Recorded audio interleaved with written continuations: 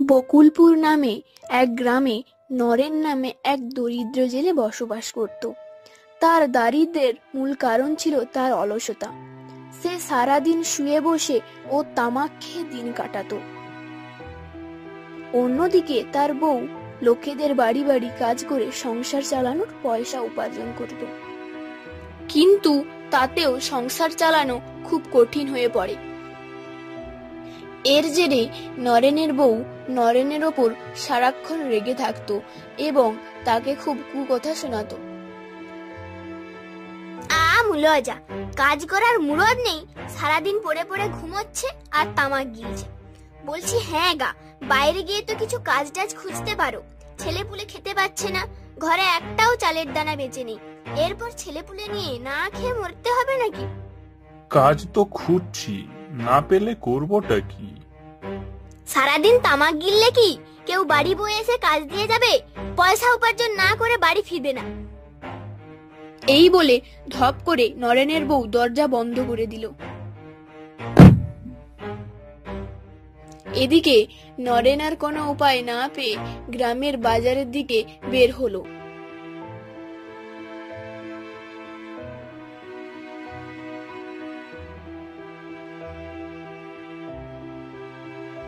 পথে যেতে যেতে পেছন থেকে কারুর ডাক পেয়ে সে ঘুরে দাঁড়ালো।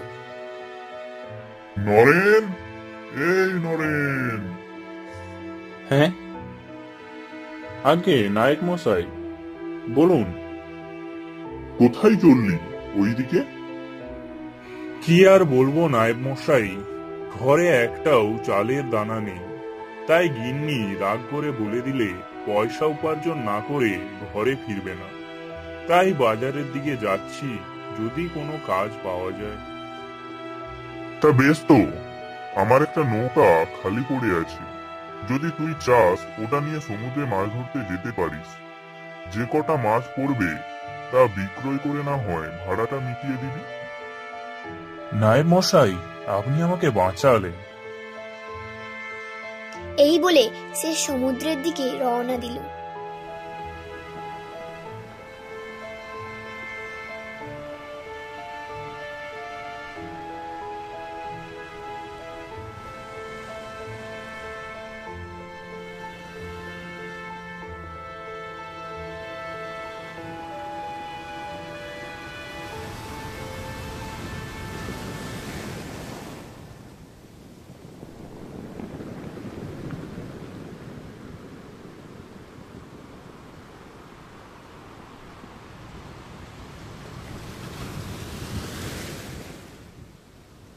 সকাল থেকে ৬-৭ বার জাল ফেকার পরও নরেন একটাও মাছ পেল না।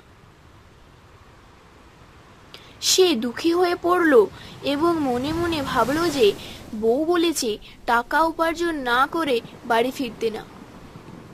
তাই সে সমুদ্রে জাল ফেলতে ফেলতে অজান্তেই মাঝ সমুদ্রের দিকে চলে যায়। অন্যদিকে দিনের সূর্য ডুবে সন্ধে ঘনিয়ে আসে।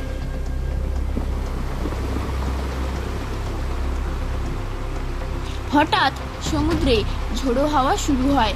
নৌকা সমুদ্রের জলে উথাল পাথাল হতে থাকে ও বেলাগাম হয়ে পড়ে। এদিকে প্রচন্ড ঝড়ের দাপটে নরেন অজ্ঞান হয়ে নৌকার মধ্যে পড়ে থাকে। পরের দিন সকালে সে এক অজানা পাড়ে এসে পৌঁছয়। তার জ্ঞান ফেরার পর সে দেখে যে সেই পাড়ে কোনো জনবসতি নেই। আরো দেখে যে সামনে একটা ঘন জঙ্গল রয়েছে। এদিকে সারা রাত কিছু না খাওয়ায় খিদেও পেয়ে যায়।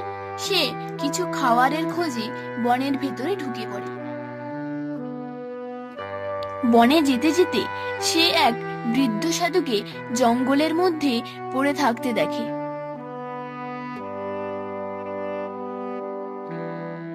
হে সাধু, আপনার কি হয়েছে? কে তুই বৎস? এই গভীর জঙ্গলে তুই কি করে এলি? নরেন তার সঙ্গে ঘটা সমস্ত ঘটনা সাধুকে জানায় এবং সাধুর কি রোগ হয়েছে সে জানতে চায়।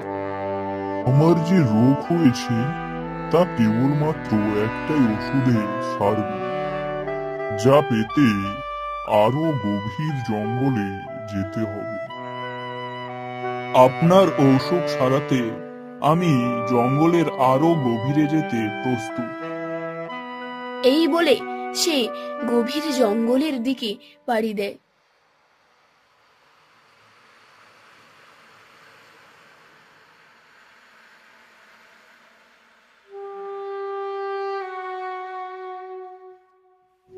এই তো সেই লতা, যেই লতার কথা সাধু বাবা বলেছিল।